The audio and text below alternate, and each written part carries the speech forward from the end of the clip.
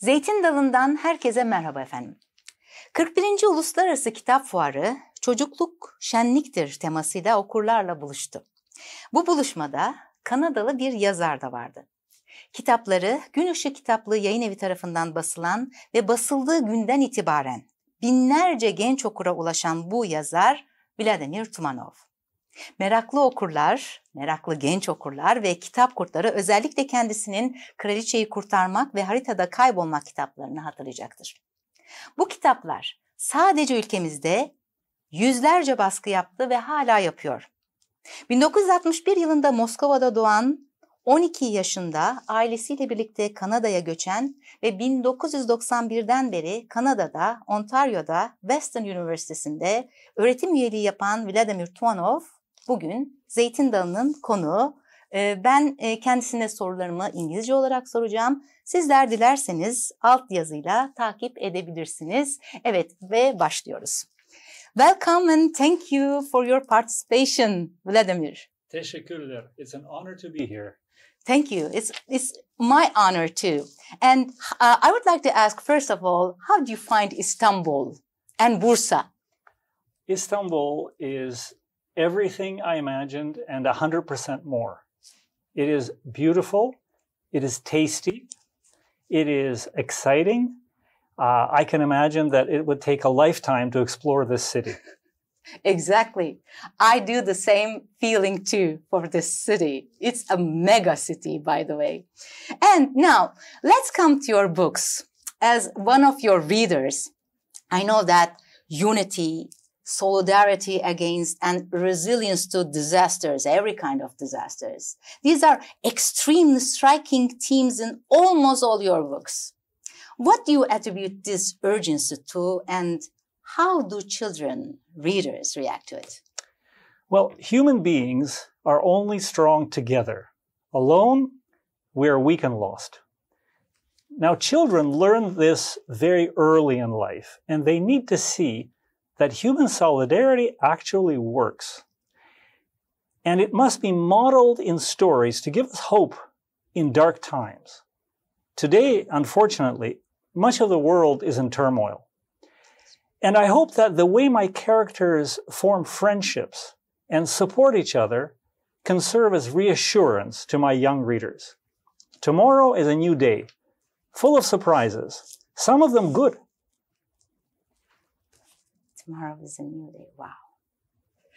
And on the other hand, nature is very prominent in your books, right?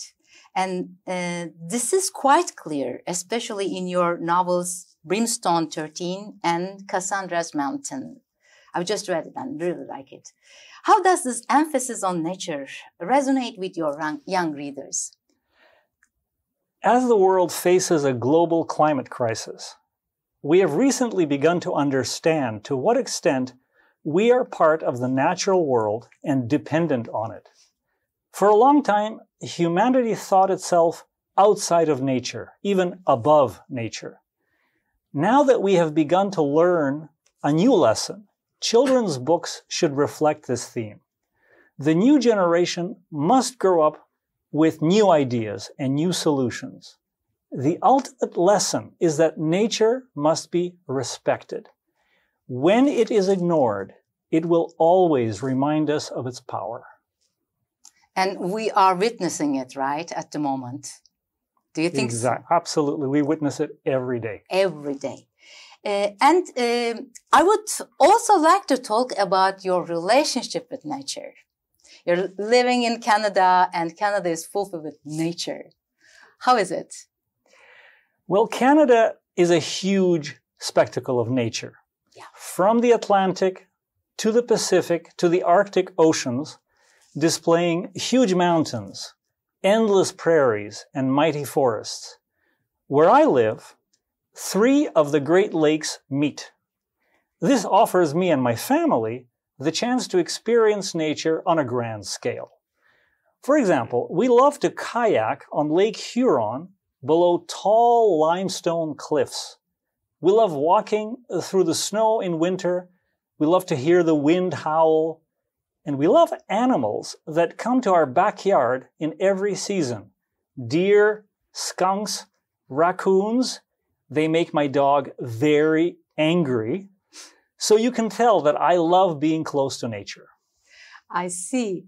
And when we look at your novels, we see nature a lot, but at the same time, you are somehow giving us clues about climate, poverty, and migration issues. You're an author who extensively addresses these in your books. To what extent do you want children, your readers, and young readers in general, all around the world, to confront these issues in your works? Well, since you mentioned migration, I should say that migration today is more acute than ever. Much of the world is trying to move westward into the developed world. When I wrote Ateşten Kaçmak, I thought I would imagine what it would be like for the Western world to turn into refugees. And that's one of the things that I model in this book, where my characters have to be evacuated to Australia because an asteroid is speeding toward North America. But in general terms, children's literature should entertain. It does not have to shy away from more difficult aspects of reality. My characters confront fear and danger, which are a part of life, but they triumph through ingenuity and perseverance. I try to model life as a problem-solving experience. In Cassandra's Mountain and in the Gizemli Haritalar series, each problem, each challenge appears scary, but also exciting to overcome, a macera. As problems are solved, the child develops, gains confidence, and prepares for what is to come. Life is an adventure. And if we see it that way, time is never wasted. Well, life is adventure, for sure. But at the same time, you are asking very important questions too. One of that was profit. And our 12-year-old oracle in Cassandra's Mountain, she's fighting and, wow, winning against one of the fundamental scourges of our century. How do you think we can eliminate this scourge? Yes, well, this is really a question of how we deal with the quest for profit. The quest for resources, today in the form of financial wealth and comfort, is a very old pursuit. Without resources, we cannot exist. But the question is when to stop and look around. In Asili Dain Kahine, the adults are like children greedy for chocolate, and the child protagonist acts like a wise adult. Yes. Cassandra teaches the adults a lesson about moderation.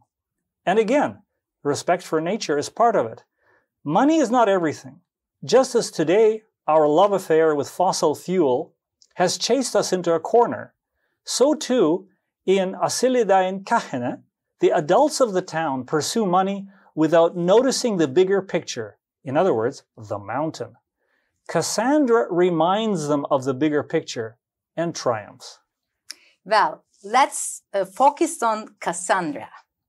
And who do you see as Cassandras of our time? For example, Greta Thunberg. How?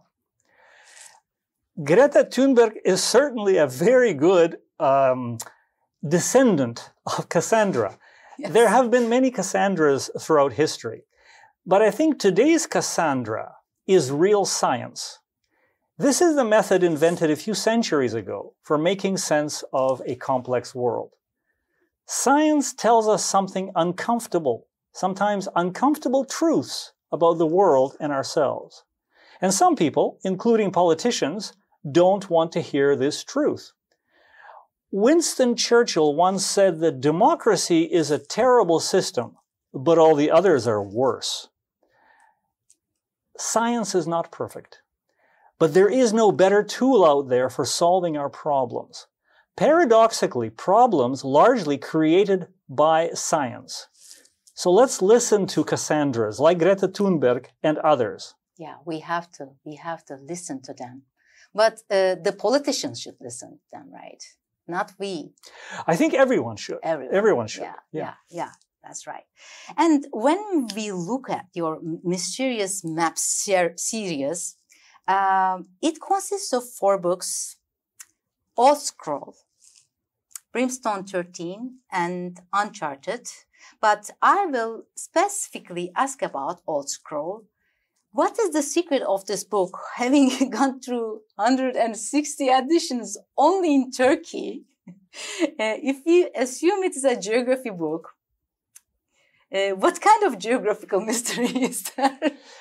Yes, well, I think the 2 things that interest humans are time and space, because we live in time and space. Well, what is time in terms of human life? It is age and aging. Age is a mystery and a reality that children must confront. We are born from Earth and we must go back to Earth. The spinning Earth measures the time of our lives. And during that time, humanity constantly moves around through space. Humans began to move around and explore Earth almost as soon as they evolved millions of years ago.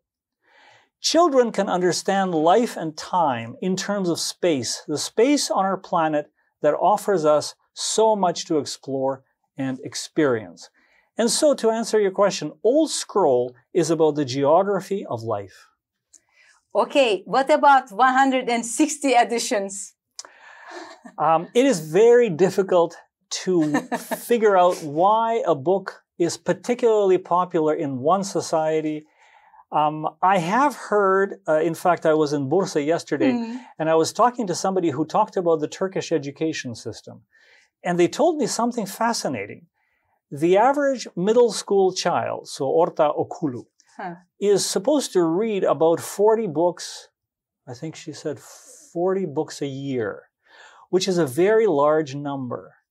And perhaps this emphasis on reading in middle school might explain part of your answer. But I think the rest is a mystery that we could probably never resolve. I see. What about in Canada? Is it the same? Well, in Canada, I have many letters from children from classrooms all over the country. But I must say that I am more of an asili in Turkey than in Canada. It is a Middle Eastern secret, right? Yes, that's right. Okay. Now, your family immigrated from Russia to Canada when you were only 12 years old, right? And your father was a musician and your mother was one of the Stalin's opponents. And by the way, let me ask this. Is geography destiny? And did you get lost too? And how you come over that? What kind of a feeling was that? And well, is it? Right. So to answer your earlier question, so geography is probably partly destiny. So let's take the example of the 2 countries that we are right now related to in our conversation, Russia and Turkey. Russia and Turkey are examples of the idea that geography might be destiny because both straddle 2 continents. Is it the reason?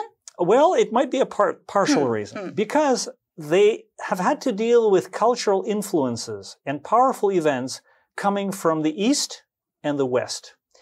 It is difficult to be Asian and European at the same time. It's probably easier to be Danish or Spanish.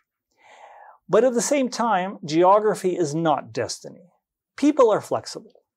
There are many historical examples of societies reinventing themselves and coming up with better solutions. Think of Germany or South Korea after World War II. So we should not be slaves to our geography, but we should also accept our geographic conditions and make the best of them. And as far as being lost in space, as you say, when my family emigrated from the Soviet Union 50 years ago, we certainly felt lost. We left altogether. Altogether. We saw the outside world for the first time because nobody left the Soviet Union. And it took a long time, especially for my parents, to adapt. It was easier for me because children are much more flexible. Sure. I learned English very quickly. It became essentially my native language. One of the things that made it easier to adapt was Canada, because Canada is a country of immigrants. In Canada, everyone is from somewhere else. And so being foreign in Canada is a normal state. And I think that made a very big difference. So thanks to Canada, we weren't really lost. We were found. Now, how are you feeling? I mean, you are okay now?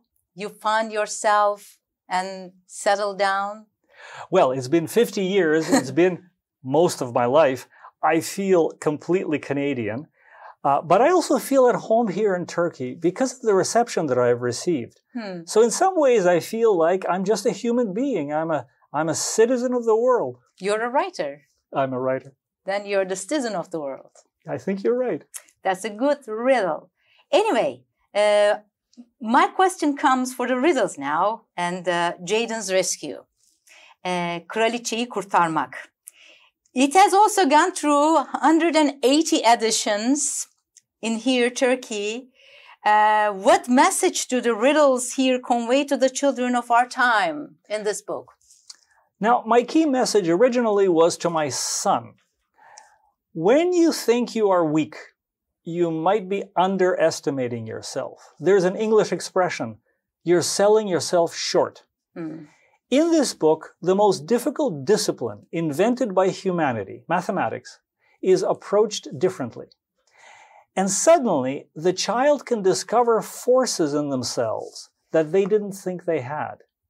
Just as my real son Alex grew up to become a computer specialist and a friend of math, so too I hope my child reader can follow the adventure of Kraliçeyi kurtarmak with no fear. Taking on a challenge like math can be based on belief in your own strength. I also read this book too, and I was really shocked with this mesmerizing book. As a reader, I would like to thank you too, because I was an awful student at maths. I saw that, no, it's so easy, come on. Thank you so much for this. Rica ederim. Great. And what is the publishing adventure of this book in Turkey? I know it has a special adventure too. Huh? What is it? It's because of Müren Beykan's attempts? So Müren Beykan is the mother of my books in Turkey. So I cannot express my gratitude enough to Müren Beykan.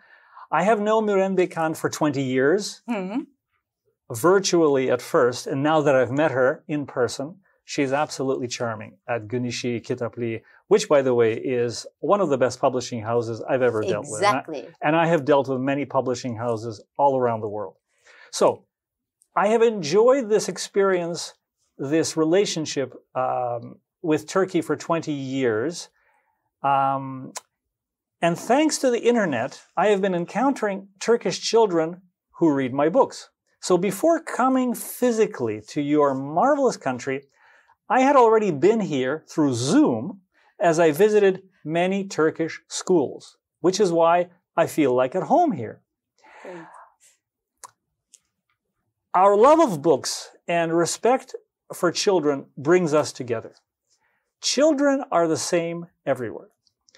And when Turkish children, during this visit to Istanbul and Bursa, when Turkish children shook my hand and smiled at me in the past week, And they cried. And there was one girl who cried. I saw that picture. Amazing, yes.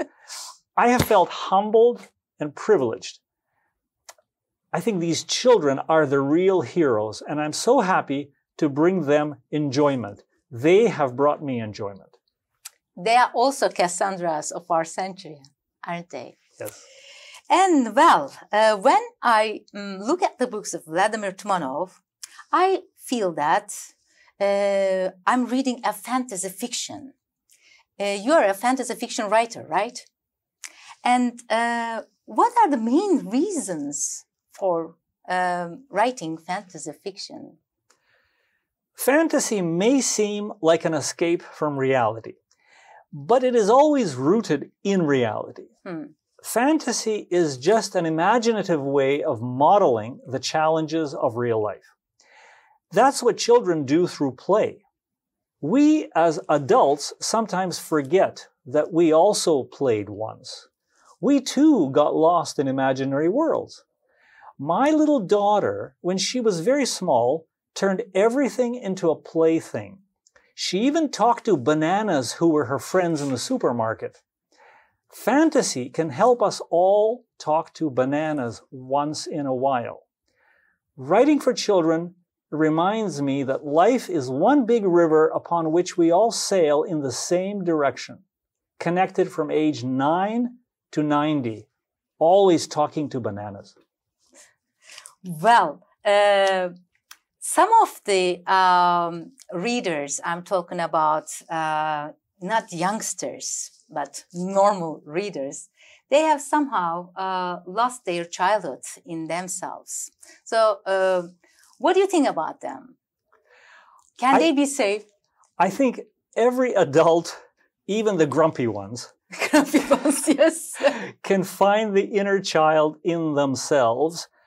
And the easiest way to do that is to get close to a real child and to talk to a real child and to take real children seriously.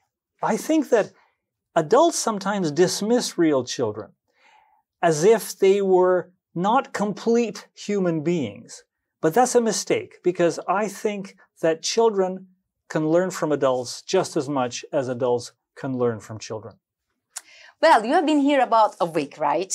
And I think it was a very fulfilled program, and you got tired out. I know that. But let me ask this question to you. How did you find Istanbul Book Fair? And compared to Canada or US, what's the main difference? The TÜYAP Book Fair has been an eye-opener, a revelation. Is that? Yes. Okay. First of all, the level of organization and professionalism that I encountered was unparalleled. I was also amazed by the excitement of the people who came to visit, not the least thanks to the reception that I got from my publisher Güneşi Kitaplığı. Turkish children take books seriously, but also with a twinkle in their eyes. The children have been asking me, whenever I've met them, wherever I have given talks, very intelligent questions. For example, yesterday in Bursa, there was a very big theater in the Municipal Culture House, and the children asked me one intelligent question after another. Now, as for Canada, I have never seen a book fair in Canada as grandiose and impressive as the TÜYAP Fair. I will never forget this amazing experience. I also had a wonderful visit at the BKM bookstore in Bursa.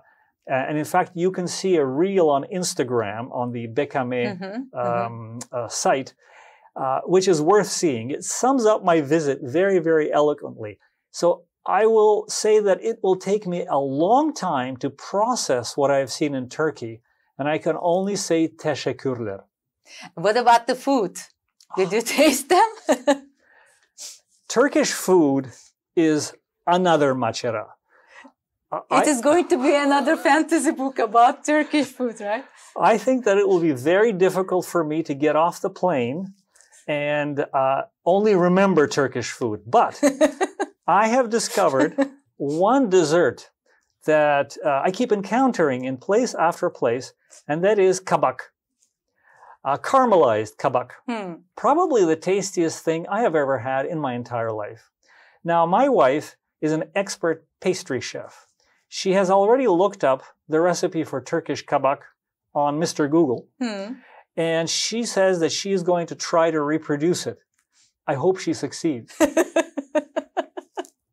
Well, how about your upcoming books, except kabak and its maceras?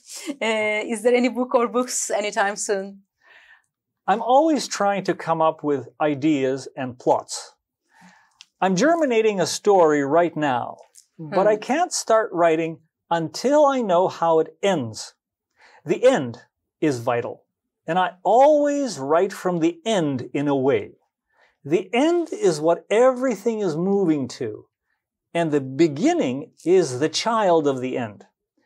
Once it's all over, a new story and a new end might come to me. And so it starts all over again, another end, another beginning, and another story. Just like life. Just like life. I can't express in words how it feels to put down my pen, well, to sleep my computer, to breathe out and to say, I finished another one. I hope they like it. You're gonna like it, don't worry. And anything to say for the Turkish readers, especially for the children? The main word that comes to mind is saulun. For all your attention, for all your friendship, for all your warmth, for all your intelligence, and for your love of kitaplar. Vladimir Tumanov, thank you so much for joining us. Rica ederim. Good pronunciation. Teşekkürler. Evet, bugünkü programımızda Vladimir Tumanov Kanada'dan gelerek bizi mutlu eden, onurlandıran bir yazardı ve onun sayısız kitabını, sayısız kez baskı yapmış kitabını burada konuşmak benim için de bir okuru olarak kendisinin onurdu. Keşfetmediyseniz bu zamana kadar artık keşfetmeye başlayabileceğiniz satırlarla bizi beklemekte. Kendisine iyi yolculuklar diliyoruz ve yeni kitaplarda buluşmak üzere diyoruz. Zeytin Dalı'ndan hepinize sevgiler efendim. Hoşça kalın.